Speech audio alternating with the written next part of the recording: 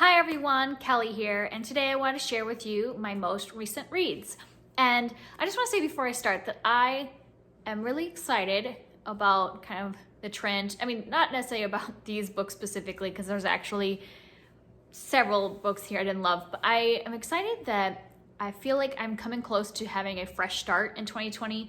If you watched my TBR for December, I had a bunch of books that I was currently reading. I think I had like 10 to 12 books that I was like in the middle of or towards the end or somewhere in there. And I just really wanted to finish a lot of those books. And so far it's December 6th and I have finished, I think, a book a day so far in December. They're all books that I had already started. All of the books that I'm talking to today, I'm pretty sure only one of them did I start in the last 2 weeks. Most of these I have been reading for weeks, some months, and I just needed this push to finish them off. So I'm excited that I'm doing that, but the problem is, reason I put some of these down was that I wasn't loving them. So there are a few in here that are not great. So I'm gonna go in order from the one I like the least to the one I like the best, so I can end a positive note, since there are like 3 books that I didn't really like. So let's start off with the one I liked the least, which was Mr. Penumbra's, I can never say it, Mr. Penumbra's 24-Hour Bookstore by Robin Sloan. And this was a book I had picked up for Books and Lala's Buzzwordathon, because it was to read like books with a number in the title, and I've owned this book for over a year, so I thought this would be a good time to do it. And the reason I hadn't picked it up was that I really wasn't sure what to expect from this book. I've heard people review it and a lot of them enjoyed it from what I had seen, and some people kind of put it in like speculative fiction or mystery or something like that, and so I didn't really know what I was expecting, but it turned out to not be a book I probably would have normally read. I just didn't like this really at all. I gave it 2 stars. I did finish it because there was like a mysterious aspect, so I kept thinking as the mystery starts unfolding that I would like it more, and I just liked it less the more I read. So yeah, it wasn't the book for me. Luckily it was really short, so it actually didn't, like, when I forced myself to sit down and read it, it didn't take that long to finish it off. And basically, it's hard to describe this book. So it's about, we're following this guy named Clay who is out of work and he is looking for a new job, and the only job he finds is in this 24-hour bookstore working the night shift. And as he's working there, he is finding that the clientele is pretty weird, and the books they are getting are very strange. They're not like books he's heard of, or they're like, they have like code kind of instead of like written out in English. And so he just doesn't know what is going on with this bookstore and with the owner, who is Mr. Penumbra. And then he starts investigating with his friends and learning more about what's going on in this bookstore. And it has all the elements that should have been interesting for me. Mysterious bookstore, trying to figure out what this bookstore is about. And there's like secret societies and all this, but so I felt like I should be enjoying it. But I think the problem was that it was like all those things would have been interesting, but it was in a very modern setting, and I don't think I liked that part about it. Like, I think I would have preferred like the mystery library setting and more of, I don't know, I don't want to say like archaic or older time. I don't know. It just felt way too modern. This actually felt a lot like An Absolutely Remarkable Thing by Hank Green, but just not written as well.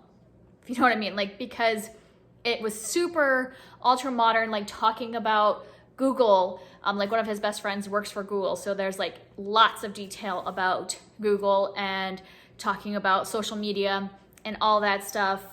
So it just very much talks about all those topics, and that mixed in with the whole secret society mystery library thing didn't mesh well for me. So like all the elements of An Absolutely Remarkable Thing worked, because even though there was like a speculative fiction part of that book as well, it didn't feel like it was trying to, I don't know, it worked in that book. And this book, I just didn't think that those two, the speculative fiction and the like modern stuff, worked together for some reason. I didn't find it interesting. I would have probably DNF'd it, but since it was so short and I kind of wanted to see the solution to the mystery, I kept pushing.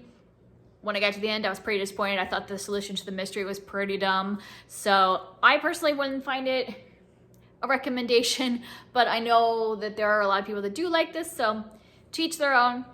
Pick it up if it sounds interesting to you, but just keep in mind that it does have both those elements of both like the speculative fiction and a really modern type discussion about what's going on like with technology. And then the next book is Inspection by Josh Malerman. And this one is another one that's a little hard to explain because you don't want to give too much away, but it's basically about this tower where there's a group of boys living that have never been exposed to the opposite gender. So they've never been exposed to girls or women of any sort.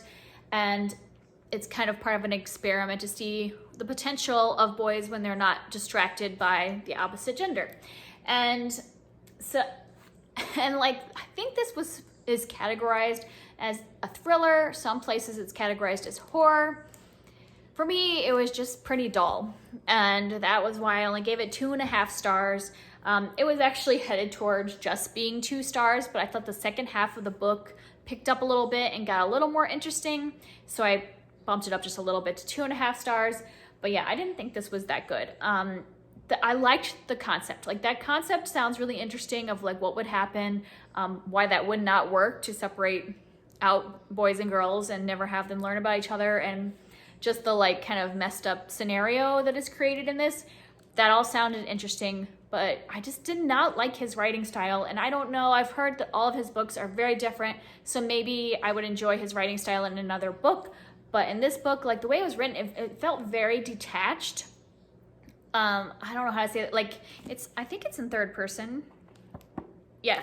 So it is in third person, but it didn't even just feel like a normal third person. Like it really didn't feel like I was there in the tower. It felt very clipped and not really personable. So I just didn't really care too much about what was going on in the tower. Yeah, and the first half of this book took me forever to get through. I started this in August on my vacation, and it took me an entire week of vacation just to read half of this book, which is about 200 pages. And for me, that's kind of crazy, because normally if I was on vacation with like hardly any responsibilities, I could finish probably a book every other day. But I just kept like getting bored and putting this book down every time I picked it up. And then at the halfway point where I picked it up this week, it was starting to pick up. Like, so when we kind of get to the middle point was when things started happening. I was able to finish this all in one day then. So I would definitely say that the second half is better. But then when we get to the climax, I felt like the climax was super rushed, and it was more like telling us what happened instead of us actually being there for the climax.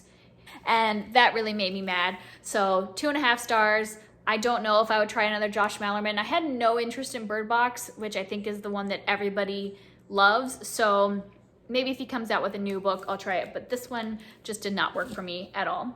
And then next, I had listened to Norse Mythology by Neil Gaiman. And I would suggest, if you're going to read this book, to listen to it, because Neil Gaiman narrates it himself, and he is a great narrator. I think that I probably would have DNF'd this book if it hadn't been for his narration, just because I wasn't super interested. I picked this up as a part of a buddy read with Murphy Napier's Patreon, and that's the only reason I picked it up. And I ended up enjoying it just fine. I gave it 3 stars. It was fine. Like, times I was entertained, at times I was bored, but I don't regret reading it. Like, it was enjoyable in the fact that these are all just not necessarily even retellings. Like, he's just telling you the myths just in his own words. So I just never really heard the Norse myths before. Like, I have watched the Marvel movies, so I know who Thor and Loki and all these people are, but I haven't actually read any of the myths or know the original stories. So in terms of just basic knowledge, I was glad I read it just to kind of hear about it. And my husband and I listened to the first half of this on the way to a wedding together, and there were times when we were laughing out loud. So I do enjoy the way Neil Gaiman wrote these, put some humor into them.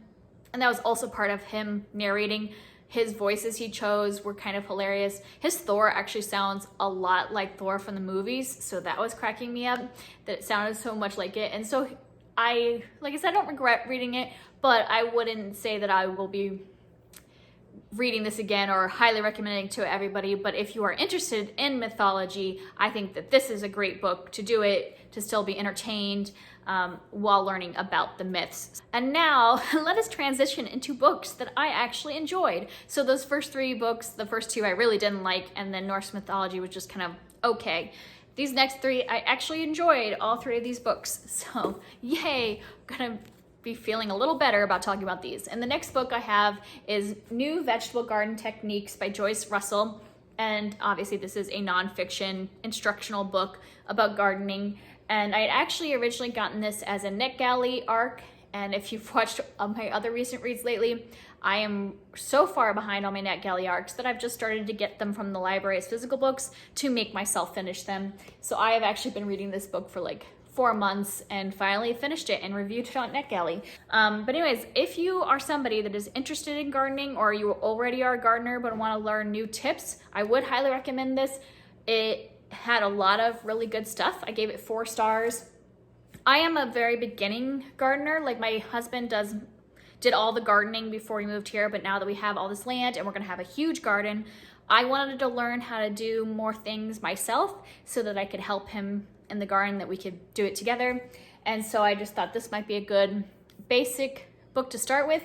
And it was, because the way she does this is she actually has like projects.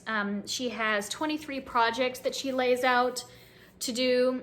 And so if you have just a specific project you want to do, like starting a compost pile or making a bucket garden, like if you don't have a lot of land and you just want to do buckets on your porch, or she does like how to grow potatoes in a sack, or how to string up your onions to store them and stuff like that. So she has all these projects, but in between the projects, she gives just basic gardening tips. So even if you're a beginner, you could start with this one.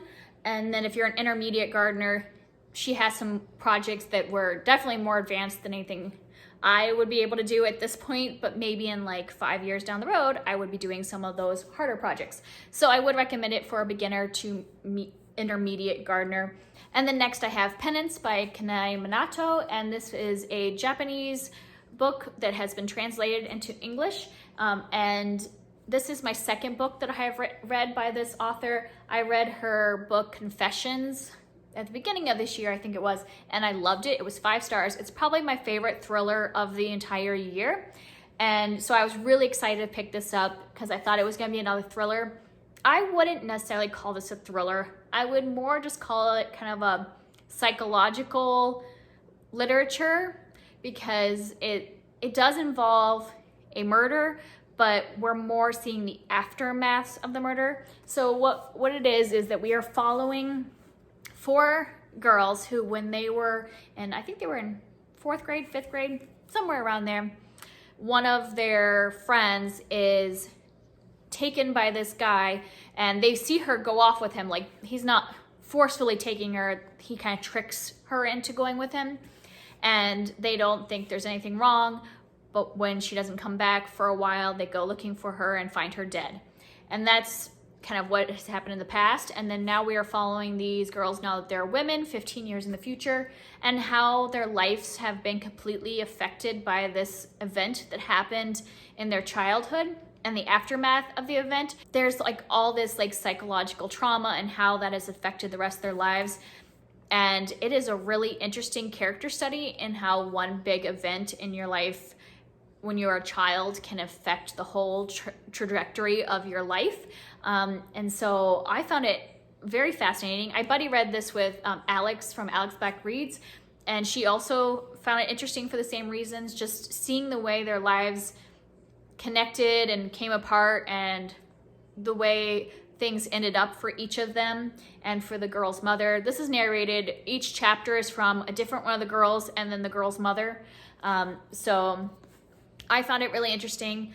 I think that if I had read this before Confessions, I might have ended up giving it 5 stars, but because Confessions was so amazing This one didn't quite live up to it, but I thought it was well worth the read, and I would highly suggest checking this author out and reading both. I would read this one first and then Confessions if you haven't read either, just because I do think that Confessions was her best, and it'd be good to read it in that order.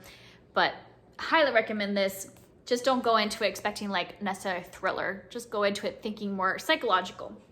And the last book I want to talk about is Becoming by Michelle Obama. And this is obviously a nonfiction memoir, and just kind of lays out her entire life. It starts with her talking about her childhood, her into her 20s, and things that she was doing with work, and then meeting Barack Obama and getting married, and then her time in the White House. And I gave this book 4.5 stars, and I rounded up to 5 on Goodreads because I think that is a worthwhile read. I'm really glad I read it.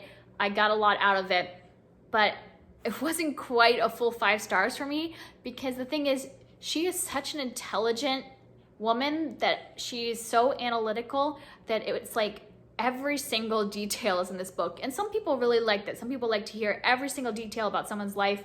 I found it in times just a little too much, like maybe a little too long, maybe too much detail about childhood stuff that didn't really care about. Like, I didn't really care so much about what was going on until she was in her 20s and getting into a career and stuff like that.